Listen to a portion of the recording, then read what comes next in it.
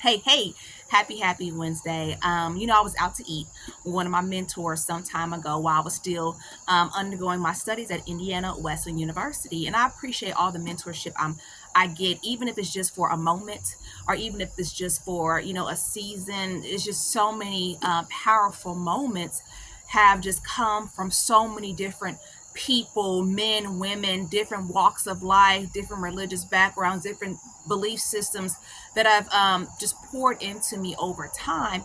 And really, it's a refinement process that's involved in that. So I was out to eat with one of my mentors some time ago while I was in the heart of my studies at Indiana Wesleyan University. And I had just learned about religious trauma. So, I'm really, really into it. Because after I learned about religious trauma and religious trauma syndrome and could finally go, oh, that's what I've got. This is what this is. Every assignment I related to religious trauma some kind of way. Every answer, every assignment, everything.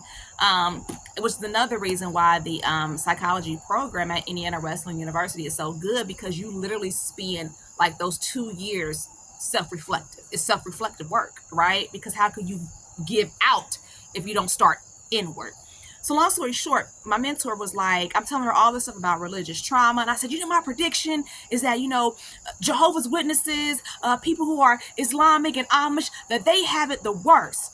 And that was just my personal prediction. And when it comes to the religion of Jehovah's Witnesses, even though it's not research, it's clear that something's going on here, even though the research hasn't said what exactly, right? But I was also asked, why are you staying? Why are you going through this? And I said, it's Frankel, right? It's Frankel. And my mentor said, right? We talked about the life of Frankel so much at Indiana Wesleyan University, and his life and his work kind of was seasoned in different courses, and then eventually we did have to read Man's Search for Meaning, right? He could have left several times, and he always had a reason for staying behind. And he ended up making it through the Holocaust. But I say all that because I have a point to what I want to share today. RAHAMA, RAHAMA.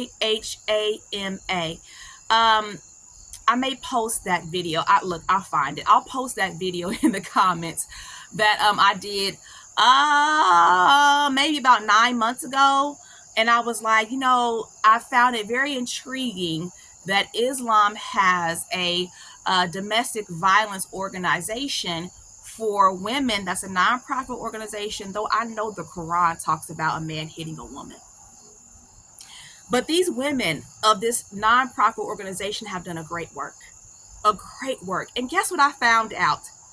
That's not the only organization that they have that's set up for women who are abused, who are Islamic. And I go, so why is there not the same organization for Jehovah's Witnesses? Mormons have a whole mental health organization association thing. Why is it not like that for Jehovah's Witnesses? Mind you, if you don't know who I am, let me give you my quick introduction. Myra Cassidy, empowerment coach, religious trauma specialist, writer, actress, and you're watching Sisters Living with Religious Trauma Syndrome. What is this about? This is about me trying to raise awareness to an emerging field, that of religious trauma, because I have religious trauma syndrome and it is terrible to go through. So trying to raise awareness. And hey, Sisters Living with Religious Trauma is now a registered trademark. So I'm very, very excited about that. I am not a therapist. I am a coach, but I have made changes to my coaching practices. Now I only consult or coach with professionals because I believe that that's very necessary at this point in the game, and something that I've realized in my first year of doing this thing that I'm doing. So hey, definitely reach out to me for more information about the services I provide. But if you need resources, don't hesitate to call me, whether you are a witness or not, whether you are active, disfellowshipped, XJW, or inactive. Definitely reach out to me for resources, and I'm more than happy to share with you what I know. Getting back to the point, RAHAMA, RAHAMA. There's more. NISA, I'm not sure how to pronounce that, but the North American Islamic Shelter for Abuse. Okay. Then you also got ICNA. These acronyms, man. Islamic Circle of North America. There's different, I didn't know. All I knew about before was RAHAMA, RAHAMA, if I'm pronouncing it correctly. It was just blown by the work that these women are doing. What I will say is join my Facebook group. That's kind of the purpose of what I want to share today. It's for women who have experienced domestic violence, who are Jehovah's Witnesses, who identify as being active or inactive. Those who are neurodivergent, oh my goodness, the religious abuse that you go through. I'm going to start talking about that too. If you've just been a victim of slander and gossip, if you've had betrayal in your marriage, this is the reason why I created this support group.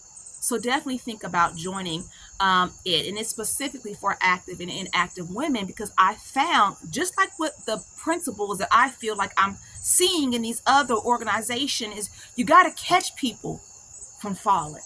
People who are on that borderline, where are the spaces for that? And that is in fact what I find myself needing at one point. And I really, really like what RAHAMA has done. On their website, they talk about marriage in Islam. And they say this: Islam preaches peace and harmony within marriages. And then it starts quoting the Quran. And one of the Quran scriptures it quotes is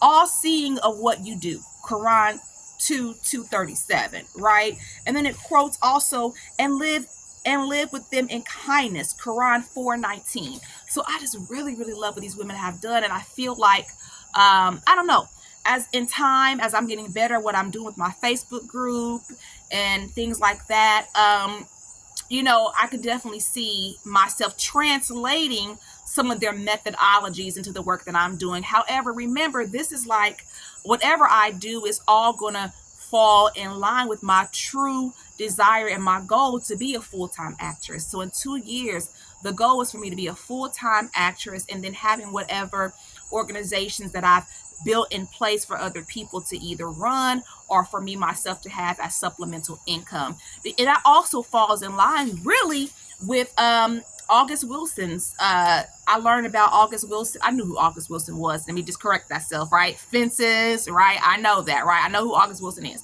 All right. And I like Fences as well. But August Wilson talks about the aim of Black theater. At the end of the day, I am a Black woman. I am a Black PMO, a Black woman who's one of Jehovah's Witnesses, who has experienced religious abuse and identifies as physically in, mentally out. That's a lot. If you understand what I've just said, that is a lot in itself. But when I look at, you know, where I see myself in 2 years being a full-time actress, it's always going to be using what I'm doing to raise awareness, right? My first play, Let Me Tell It, definitely hits on the religious trauma, definitely hits on being a survivor of domestic violence, you know, first and foremost.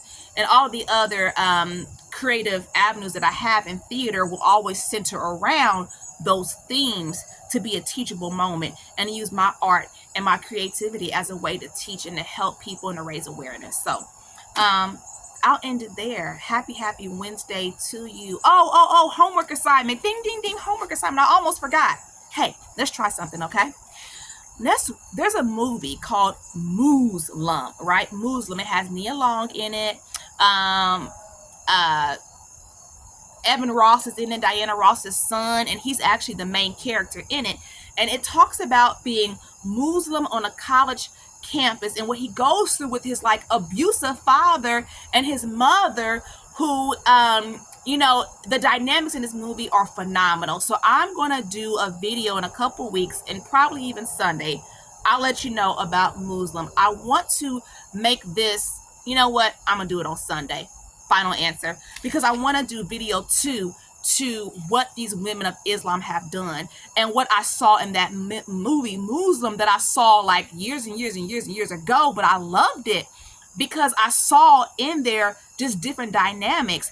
And what you also see, from what I recall, I'm going to watch it, let's talk about it on Sunday, because I also saw Nia Long's character, the mother, actually falling into a state of kind of being like an inactive Muslim, right? Or a non-practicing Muslim woman, right? And, you know, that just goes to speak about religious abuse and religious trauma, how it's different for everybody. You can definitely be happily inactive and still hold on to the fact that you're one of Jehovah's Witnesses. Just like people are non-practicing Baptists or non-practicing this or non-practicing that, right? So, hey, let's do it, right? Sunday, I'm going to bring to you, I don't know what I want to call it, but we're going to talk about that and do video 2 to this nonprofit, these nonprofits, that's not even saying it right, these nonprofit organizations that the religion of Islam has done, and questioning why don't Jehovah's Witnesses have the same thing. And that Awake magazine from 2013 was terrible about the man pistol whipping his wife and pulling a knife on his son, and then becomes a witness and stops the abusive behavior. Well, I'm glad it worked for him, but that sure enough sounds like a CPS case to me in America. I'm out.